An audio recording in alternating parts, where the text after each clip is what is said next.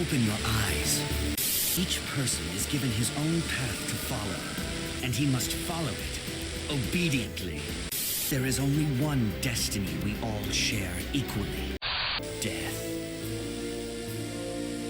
Younger brother Ashura has reincarnated as you. These eyes of mine can clearly see Ashura's chakra. I can see it clinging all about you. So then you also ought to know already who the reincarnate of elder brother Indra must be. It's Sasuke.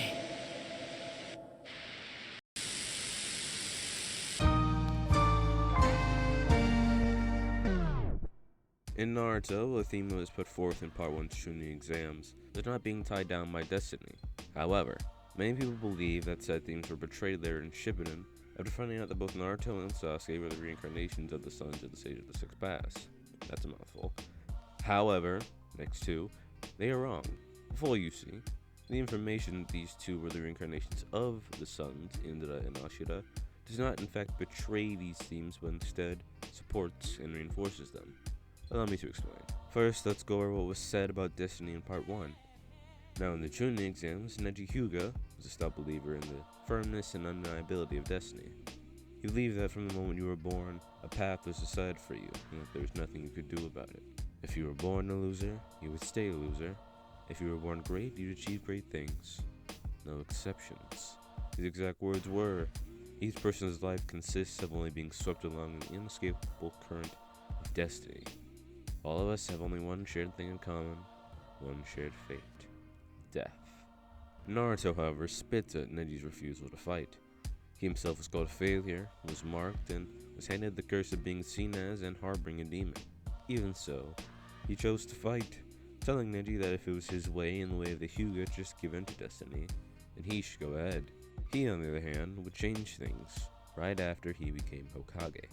Then there's the words of the Sage of the Six Paths to consider. He told Naruto and Sasuke stories of the past, specifically of his sons, Indra and Ashura. Indra inherited genes containing Hagoromo's powerful chakra, leading to him developing his own powerful dojutsu, while Ashura did not. Hagoromo said himself that no matter how exceptional either parent is, there's no guarantee their child will outright inherit the abilities of either. A sentiment he knew Naruto would understand, though while Indra walked the path of power by himself, Ashura walked one of love and cooperation, eventually becoming strong enough to rival his brother. Hagoromo, seeing promise in his youngest way of life, gave Ashura his strength and position as leader and guardian of the Ninshu Creed, though this was to the dismay of Indra, leading to the two doing battle. And even after both passed, they continued to reincarnate through the ages, giving way to their endless conflict. So, now that we've refreshed ourselves, let's go over first why Naruto and Sasuke being reincarnations does not betray what Naruto said in the chunin exams, and how it in fact enhances it. Now you gotta remember, Naruto and Sasuke were not the first in the reincarnation cycle. There were many more cycles as represented by the many Torii gates we could see while Hagoromo educated Naruto on the reincarnation cycle in the first place. And we also see the sage describe his son's struggle as interminable, in other words endless, and from what we've seen from Madara and Hashirama, it means that through the ages, all the reincarnations have at some point done battle. Hagoromo even says he's been watching his children disagree throughout the ages. This centuries-long conflict was something Hagoromo was worried would continue, even on to Naruto and Sasuke, and the two went to battle each other right after working together to defeat Kaguya. But, to what I'm sure was his delight, the two broke the cycle, mended their relationship, and brought peace to the brother cycle of hatred. Like how Naruto vowed to change the long-standing ways of the Hyuga clan, he and Sasuke brought an end to the centuries-long conflict between brothers, defying the cycle of hatred. There's also the train of thought that Naruto was always destined to become strong because he was Ashura's reincarnation, but that's not true either. The sage did say that Ashura's chakra clung to Naruto, which may lead some to this train of thought, but it's more accurate to say that Ashura's spirit clung to Naruto as he was a reincarnation of himself, a haunting of sorts.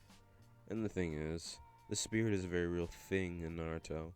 So is the afterlife. We've seen it while Kakashi was in a state of limbo, talking to his father. And it's also the reason why they're reanimations. Souls summoned from the afterlife and put into a body. There's even a Grim Reaper. All that to say that chakra and the spirit are directly connected, as chakra derives itself from physical and spiritual energy. Plus, If he really had Ashura's chakra, including the power he got from the Sage of Six Paths, it one-shot every opponent he faced. So, no. The only thing being Ashura's reincarnation really affected was that it assured his and Sasuke's paths crossing and being Inda's reincarnate. Also, to an extent, his personality, but not completely, as we see with Sasuke, who changed his ways multiple times throughout the series. The reason both Naruto and Sasuke gained Six Path powers is because Hagoromo made the decision to split his chakra between the two.